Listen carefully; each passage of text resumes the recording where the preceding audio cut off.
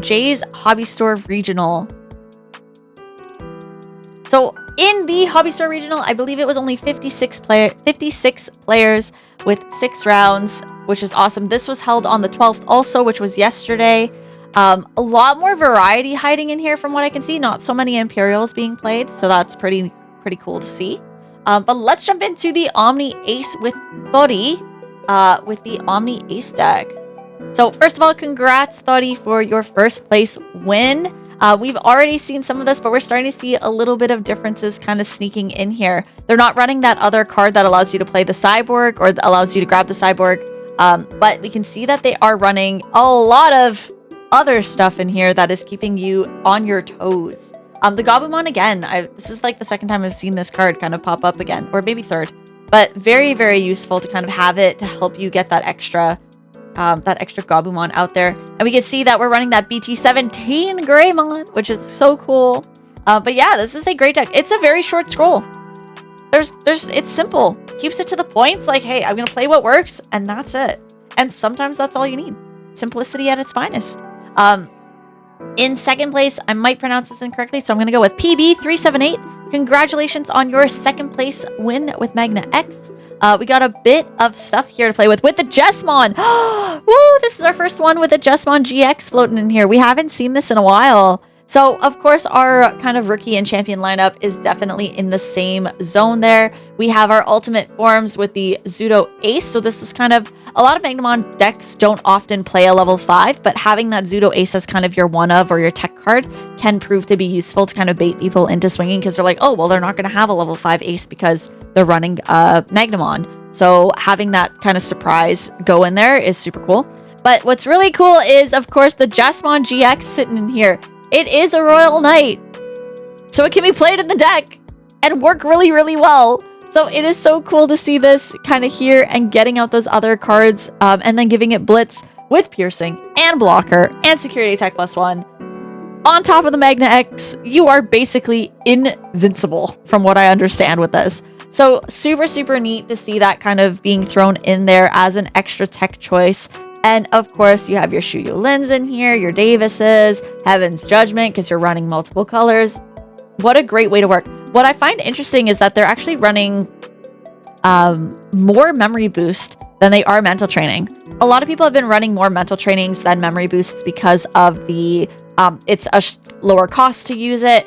You're still grabbing cards from it, and you have that delay to reduce Digi-Evolution costs. But I believe with this, the challenge is when you have to go into your level 7s, if you do have to go into Jesmon, you can't use the mental training on it. So that's kind of where I'm seeing that that's why we're running less. But maybe they're just looking for more memory gain, which also isn't too bad to do. So yeah, this is super cool. It was nice to see finally a Jesmon GX hiding in there. So congrats to second place PB378. Popcorn Possums with a Fenrir. Why does that make sense? I don't know why. I love the name. It seems to make sense that you would be running a Fenrir deck. And again, sometimes we're just sticking with what we know, right? This is what keeps things kind of on top, keeps it simple, keeps it easy, and we go from there. I'm gonna minimize this for a second. That way it stops cutting us out on the audio. So, okay, so we're seeing that this here is a simple based deck for Fenrir. And it's giving you that DNA option there that you can get afterwards. And they are running some Ukos in here. I don't know if the Louis would be beneficial in a deck like this. I don't think it would. But it could be interesting to see how that would play out with that Uko. But more than likely, you're going into Lugarmon anyway. So you're probably not going to be using the Uko as often as you might think you would be. But having kind of a cool little deck to work with is awesome. So congrats there, Popcorn Possums. In fourth place, we have Mike, which is a Boy Wonder with a Mirage Galaxy. The Galaxy. So we have talked about the Galaxy before here. This is a scary deck. If you know how to loop this deck, Galaxy Loop can be absolutely the most broken thing you've ever played against, where you're kind of just watching your life flash before your eyes.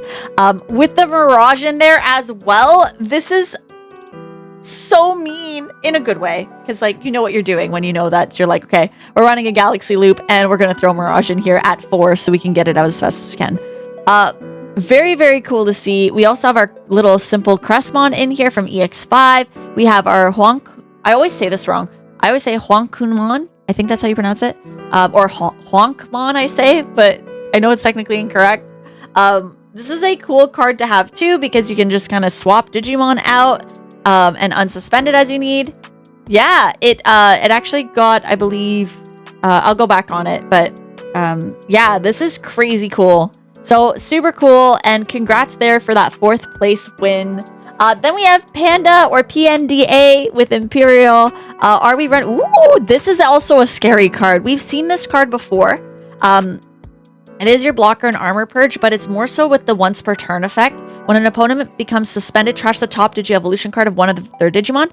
Then their Digimon with no Digi-Evolution cards can attack or block. So this is super, super great for kind of de-Digivolving your opponents really quickly.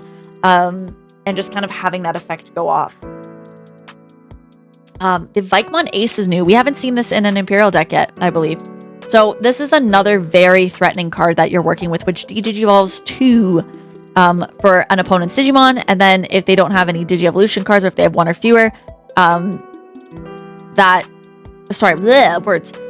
of your opponent's Digimon, then none of their Digimon with 1 or fewer Digi-Evolution cards can suspend until the end of their turn.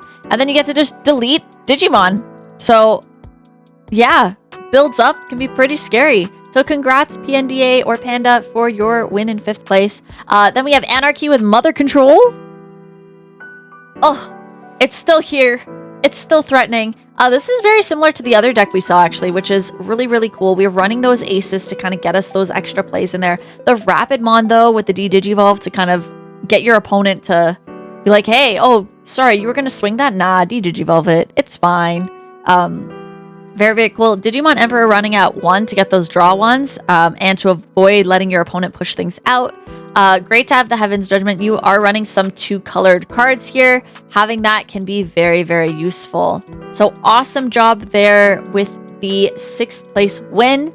And then we, of course, have Mike L with a Mirage deck again. So we're kind of jumping back into Mirage.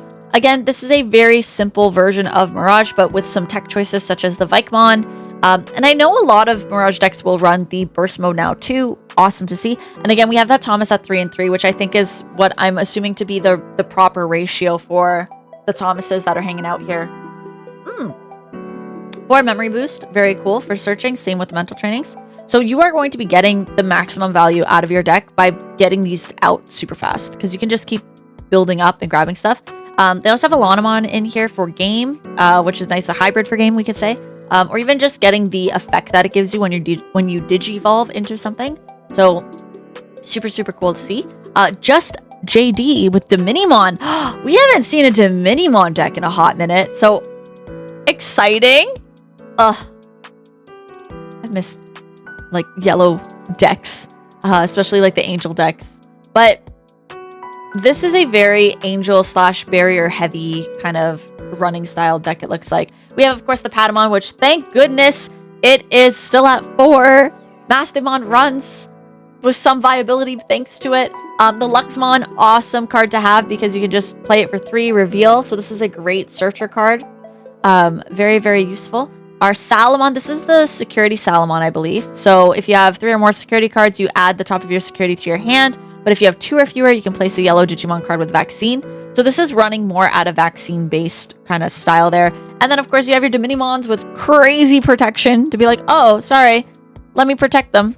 Cool. We're good. Very, very cool. The Ofani Ace, Cherubi Ace as well, because remember, Cherubi Ace is a 3 great angel. So I believe it can be viable and grabbed in most of the cards that are here. I remember there's something about it that it's a very strong card in a deck like this. And then having that Ruin mode thrown in here, I feel like a lot of Angel, Archangel players are running the Ruin mode in their decks to kind of really wipe the board, slow your opponent down, and keep it going. So awesome job with the Domini there in 8th place. We also have our blue-based Ancient Garu, which we've seen, and a lot of new stuff in here, actually. The Zoe is new. I haven't seen a deck run the Zoe yet, so that is cool to see. And this is BT7, so this is pretty early on. We've also got the Nemon in here too. So very, very cool to see that even with the Ancient Garu, you're still running those like new tech cards. A couple of hybrid cards are kind of sat in here as well to really give you that benefit off of your tamers. So very, very cool to see there. Congrats for Lobo in 9th place. Jumping into 10th place, we have Quinton with another Tyrant deck. So again, like I said, I think Tyrant's gonna start popping off. It'll be interesting to see how well it fares with this like current meta, but it seems like people are starting to play green Tyrant again. Like, well, I mean, Tyrant is always green, but we're starting to play those bugs again and having kind of opportunities there for them to do really, really well. So very, very cool to see that this is running. Congrats there to Quinton. And then we have Coltrane with Lilithmon X. Man, I have a deck similar to this. I have a Lilith deck. I have not played it yet. I haven't touched it yet because I still have no idea how it plays. But what I do know is that this deck is hard to pilot, but a lot of fun when you get it going. So this moves very, very fast. And if you blink, it might be over. But what a cool deck to see kind of popped off here and showing up. And if ever you want some tokens for Lady Devi, I have tokens. So yeah, this game is crazy. Demtoes, you are correct. It is great. It is so much fun to play, which is awesome. But if you need tokens, I have tokens for this. They're all, well, not all of them are my face, but a bunch of them are my 2D form rather than my 3D form that you all get to stare at right now. That's great, right? Eyebrows for minutes. But yeah, so it is awesome.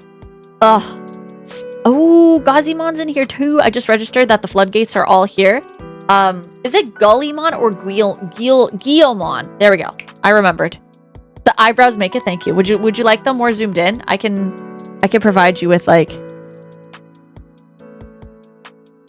ultimate zoom in, if that helps. Ooh, where's the smolder? Did I do it right? Is that my smolder? Ooh, that smolder right there. It's good, right? We got a lot we can work with here.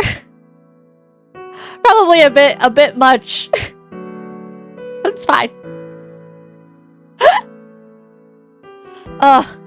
Great times. I'm so excited to put this on YouTube and just be like, hey YouTube, hi everybody. This is what you get today. It's just chaos of deck profiles and me just zooming in on my eyebrows. But this is a dangerous and awesome deck. So seeing Lilith topping in here, I'm not surprised. I think it's great to see. In 12th, we have Koi with the Mastemon X. So we've already seen this already. It looks to me like this is a pretty classic Mastemon deck that we're looking at. What a great way to see it kind of popping off in its more simple form. Having, again, that Zudamon Ace as kind of your... This could work here. And we're going to use it, but it's not necessarily needed in the deck, but having that extra buff there is awesome. So Koi, congratulations. Then we have Hero with another Mirage Galaxy loop. Again, we are running that loop like crazy, but the War Seedramon is new. This has to be a tech choice for sure. So playing one purple or blue, level 3 Digimon. So you're basically setting this up for your Lunamon or your Galmon and having those kind of moving and then getting into those Mirage and Ancient Garurumons pretty quick. So very, very cool to see there. Congrats, Hero. Then, is it Odeon? I hope it's Odeon, if I pronounced it incorrectly. I'm so sorry. But Safagamon! It did it! Oh my gosh! I think this is our first Safagamon. We haven't seen Syndril yet. But I think this is the first Safagamon, isn't it? I'm gonna have to go back in my videos, but I'm pretty sure this is the first. So the birds have made it! They've done it! Go birds! Go birdies!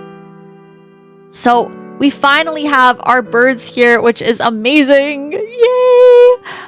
So let's jump into it. I am new to this. I have not fully played against this deck. I am going to be reading things to be like, how does this work? So bear with me here, but we have our Fluffy Mons from both EX7 and the standard deck in here. It looks like you're going to be prioritizing the EX7 version over the ST deck version, and this is because mainly of the inheritable effect, which is if or when this Digimon deletes your opponent's Digimon, you gain a memory, versus the you may suspend one other Digimon with as much or less DP as this Digimon. So having that kind of gaining a memory there is so much better than what we think. Interesting to see that this option card is here. Is it just alphabetical? I don't know. But anyhow, we're going to jump here. So I have not seen what this does, but it looks like it suspends a Digimon. And what's really interesting with this deck, and it always throws me off, it's suspend one Digimon. It doesn't specify your opponent's Digimon. It doesn't specify your Digimon. So you can just suspend a Digimon. Okay? It doesn't have to be your opponent's necessarily. But then we jump into the second half of the effect, which is obviously if you suspended your own Digimon, you could return one of your opponent's suspended Digimon to the bottom of the deck. So what a great way to be like, all right, I'm going to just suspend my own Digimon. I'll suspend my Safagamon, send you to the bottom of your deck. Have fun, right? And then, of course, you're going to have your birds. Lots of birds. Tons of birds. This bird is great. Muchomon? Mooch? Yeah, it's Muchomon. Great bird. Galemon, giving that Digivolving. If you have one or fewer tamers, you can play out the Shoto. Great to get those Shotos out, especially because we are running all of them as much as we can. We're going to run with them like crazy. Because if we could get the more out, the better. Direbrit birds. Yeah, okay. Makes sense. I was told that this deck is also like, oh, what was it? What did someone say to me at locals? They're like, no, they told one of my besties, they're like, what did they say? They're like, oh, it's just Ulforce, but green. Hi, Comicus. It's going good. We're doing some deck profiles today. We're taking a look at stuff. So yeah, you're gonna just swing in circles basically and have a great time with it, which is awesome. So that's how that works. I love that they're kind of sneaking in these aces in here that are like our more, you know, Mega Gargamon. They're putting in fighter mode in here because remember how they word things. They don't specify necessarily that it has to be Imperial. So you can run these in the deck without issues. Exactly, and that's where the distinguishing difference is between like Ulforce but green is that Ulforce relies heavily on tamers. Safagamon could theoretically work without the tamers because of it doesn't really need the tamer to gain its like super abilities aside from piercing and blocker. So the piercing Shoto is nice because then you vortex in at the end of turn.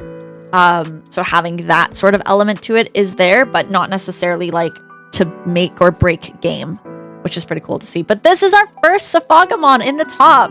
So congrats, Odeon, for that. And then we have Jonathan B, or Goldprin, with a red-based Ancient Guru, which we've seen already before. The Solarmon is back with the Floodgate style there, which is cool to see. No Mirage in here. Interesting.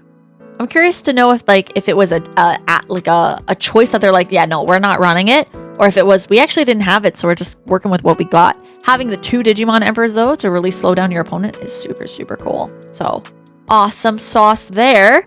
Congrats, Jonathan, for that. And last, we have Cody with Fenrir again, hanging out here. Super classy, totally easy to scroll and have a good time. So, nice to see that they are just kind of hanging out here in their own way, being super simple and still making that top 16. So it is awesome. Super, super cool. So cool to see.